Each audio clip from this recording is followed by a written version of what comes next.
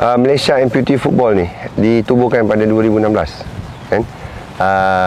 Merupakan satu pasukan bola sepak yang melibatkan atlet-atlet, pemain-pemain yang kudung anggota kaki atau tangan. Saya dengan rakan baik saya Fakri yang juga kudung kaki berjumpa di Singapura 2015 masa Sukan Para ASEAN tu, dan menceritakan tentang adakah baiknya kalau kita tubuhkan pasukan bola sepak orang kudung dari segi pembangunan.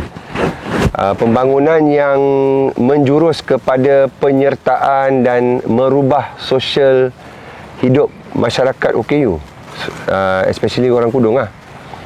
So Fakri pun sebagai seorang kudung tu, dia kata jom buat. Saya ada pengetahuan tentang bola sepak, dan dia sebagai orang OKU, dia mengenali budak-budak OKU tu. Kita mulakan 4 orang je daripada Johor. Daripada 4 orang tu kita wawarkan warga OKU Kudung ni. Kita menyelami hidup dia lah. Kita tanya macam mana jadi OKU, adakah dilahirkan ke, adakah kemalangan ke. Jadi ada yang di antara mereka terlibat dalam kemalangan, ada yang penyakit kan. So bagi saya dan juga bagi Fakri juga, kita sama-sama kata jom kita ubah persepsi masyarakat. Ramai OKU dekat luar yang kudung tak terfikir pun nak sepak bola. Jadi saya pernah berjumpa dengan beberapa orang kudung. Saya kata saya jurulatih bola sepak, ada kelayakan, jom saya ajar kamu main bola. Dia orang rasa tersinggung. Awak tak menghormati saya, dah lah saya satu kaki. Tapi saya cuba cakap dengan dia, ini yang saya nak. Kamu tak boleh main, saya nak ajar kamu main. Kalau negara orang lain boleh buat, kenapa kita tak boleh buat? Kan? Jadi di situlah mula saya bagi tongkat, cari bola, cari dana, cari penaja semua tu, dan mengajak lebih ramai peserta-peserta kudung kaki, kudung tangan untuk menyertai pasukan secara pembangunan. Jadi dalam pembangunan tu makin ramai yang masuk.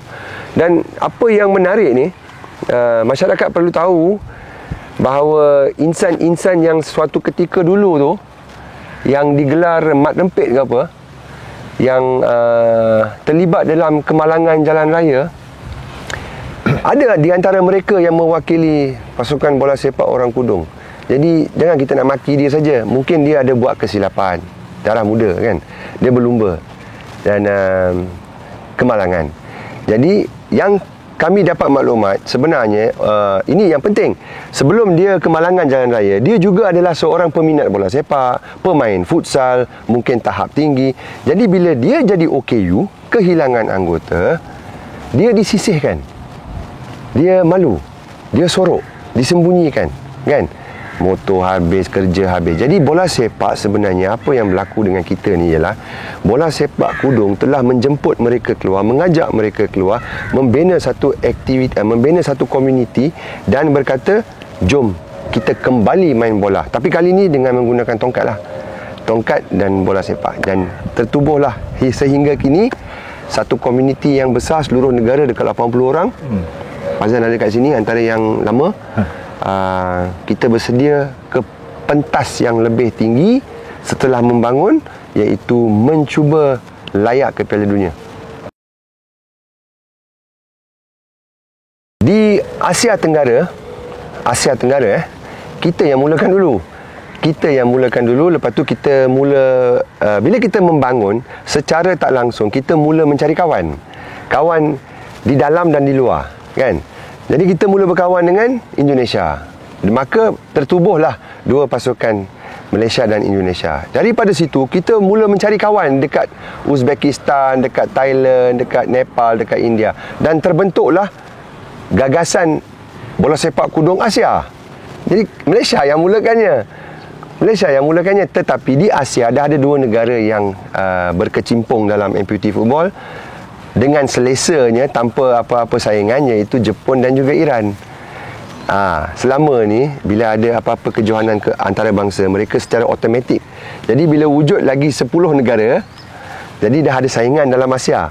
Jadi saya bangga nak mengatakan bahawa Malaysia sebenarnya yang mencetuskan penubuhan bola sepak Asia, kudung Asia. Bila saya mulakan bola sepak ni di bawah kelab bola sepak Pen Disability, kelab bola sepak Pen Disability ialah satu kelab yang menggalakkan penyertaan bola sepak untuk pelbagai kategori. Buta, pekak, intelektual, kudung dan lain-lain lah. Ada 8 ke 9 kategori. Termasuk yang kudung dua-dua kaki pun. Itu pun kita melatih bola sepak. Macam mana? Itu dinamakan skate soccer. Dia duduk atas skateboard, dia gunakan tangan untuk main bola. Jadi pelbagai cara, kan? So, jadi bola sepak kudung yang ada di Malaysia sekarang ni bermula, yang saya katakan tadi, bermula pada Johor. Kita mula mengajak sesiapa yang berminat dan boleh bersukan.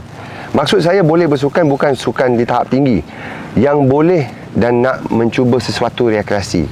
Ada terdiri daripada peserta-peserta India, budak India, daripada Melaka, daripada Teluk Intan. Mereka terkejut. Adakah saya layak untuk bermain? Kami kata, ini sukan anda. Kami tenaga pengajar. Jom silakan main. Jadi kalau kamu tidak dipilih untuk mewakili negara, kamu tetap akan membangun bersama kami dalam aktiviti-aktiviti rekreasi. Jadi malangnya saya belum menjumpai seorang peserta yang berbangsa Cina. Agak susah juga. Mungkin ada, tetapi mereka terlibat dalam sukan-sukan lain. Mungkinlah. Dan ramai yang di luar sana menganggap mungkin tidak sedar yang ada amputee football. Terima kasih kepada media macam Harimau Malaya yang cuba membantu kami. Mungkin selepas ni, dengan bantuan media-media lain, kami dah sampai tahap ni 80 peserta nak pergi ke kelayakan Piala Dunia. Mungkin selepas ni akan ramai yang mencari kita. Sebab pembangunan kita bukan hanya bercakap tentang penyertaan ke luar negara. Tak ada. Konteks kita ialah pembangunan akar umbi sehinggalah pasukan berprestasi tinggi. Dan apa yang saya nak bagi tahu ialah dengan pembangunan projek tongkat ni, kita berjaya mencungkil bakat seawal 6 tahun. Kita baru mendapat maklumat bahawa begitu indah cerita ni semenjak kita mewawarkan projek tongkat. Ada insan di luar sana mengatakan sesuatu yang menyentuh hati kita semua, iaitu anak saya berumur 6 tahun. Anak saya baru jadi kudung. Tiada siapa yang nak berkawan dengan anak kami. Di situlah kuasa bola sepak. Begitu kuatnya bola sepak ni, kita akan berjumpa nak cari budak ni, kita nak bawa dia, kita nak latih dia sebagai pelapis. Bagi dia 5 tahun. Sasaran kami ialah, adik, kamu akan mewakili negara seperti abang-abang ini suatu hari nanti. Begitulah perubahan sosial yang kita bawa melalui bola sepak kudung ni.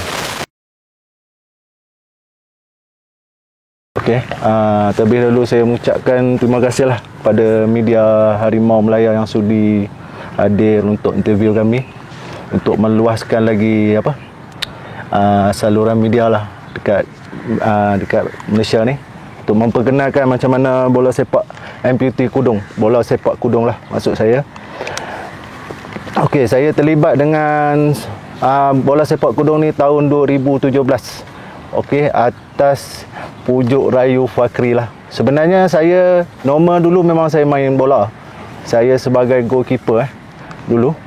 So saya bermula 2017 di mana Fakri memperkenalkan saya pada coach. Daripada situ dia meyakinkan saya yang saya boleh main. So saya bermula daripada tahun 2017 sehingga sekarang lah. Dan di mana saya juga dibagi satu tanggungjawab rasa yang agak besar di bahu saya sebagai kapten pasukan. So di mana di Indonesia, itu tanggungjawab saya sebagai kapten lah. So bila saya dah mula tu tahun 2017 tu, dah memang saya tak boleh nak stop lagi lah. Saya ingat dulu selepas saya insiden dah tak ada harapan nak main bola kan. So sebab rasanya jadi macam ni, nak main bola macam mana?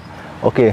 Sedangkan ada satu kejohanan, saya bermain badminton tau. Saya main badminton, bola sepak kudung main sebelah je. Saya tak minat langsung nak tengok. Walhal pintu sebelah tu lah saya buka, saya tengok dia orang boleh main. Tapi saya tak minat.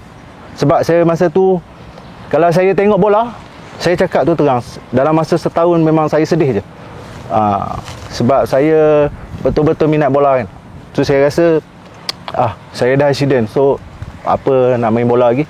Tapi Fakri dia memang yakinkan saya, kenalkan dengan coach. Daripada 2017 tu saya mula sampai sekarang lah. Sampai sekarang.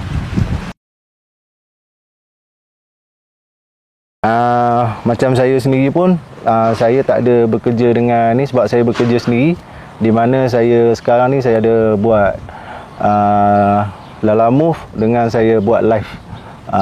Cuma jual beg-beg bandar je lah. Okay. Yang untuk player lain, kita ada yang bekerja kilang, ada yang bekerja sendiri juga. Macam Fakri dia designer, Fakri. Ada yang runner, macam-macam, banyak yang dia orang bekerja ni. Ada yang banyak kerja sendiri. Yang untuk bekerja kerajaan saya rasa adalah seorang dua. Sebab apa saya tak nak main Salah satunya disebabkan kemalangan ni lah. Contohlah sebab lah rasanya tak ada kaki, mana boleh main bola kan. So sebab kita tak pernah tengok. Itu je, kita tak pernah tengok. So bila saya kenal Fakri masa sukan para ASEAN dekat 2017 dekat KL tu, para selepas tu dalam masa yang sama tu dia pujuk saya lah. Dia cakap boleh main. So dia bawa lah saya sekali untuk main. Bila saya dah main tu, rasa seronok pula. So saya masa tu, kalau untuk first tu saya masih pakai untuk ni, takut tongkat terkeluar lah apa kan. Tapi sekarang tak ada lah, dah biasa kan. Dia pujuk tu memang pujuk yang orang kata apa, dia yakinkan kita boleh. Lepas tu saya kenal dengan coach. Daripada situ saya dah ada keyakinan balik lah. Di mana kalau sebelum tu mungkin orang cakap orang bertanya lah dengan kita, macam mana kau main bola sepak kudung. Okey, tapi inspirasi saya, saya kalau sebut individu tu, saya memang ni sikit arwah bapa saya lah. Dia yang banyak mendorong saya lah kan.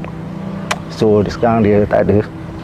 So apa yang saya dapat sekarang ni, untuk kejohanan Piala Dunia ni, kalau rezeki saya tu hadiah untuk dia lah.